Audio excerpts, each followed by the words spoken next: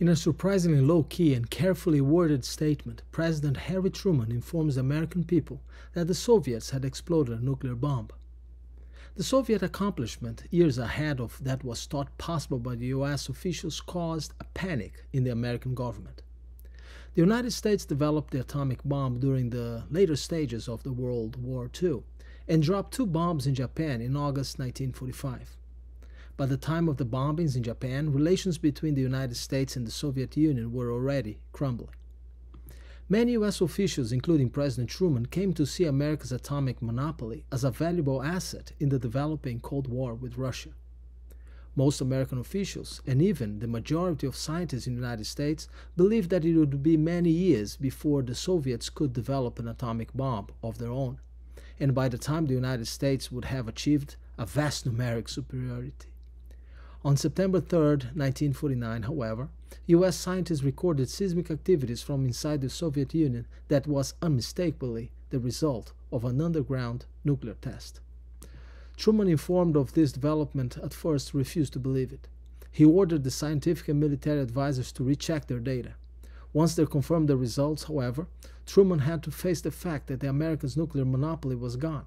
He also had to face the task of informing the American people, for the news was sure to leak. On September 23rd, he issued a brief statement to the media.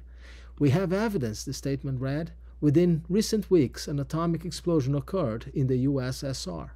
The president attempted to downplay the seriousness of the event by noting that the eventual development of this new force by other nations was to be expected. This probability has always been taken into account by us.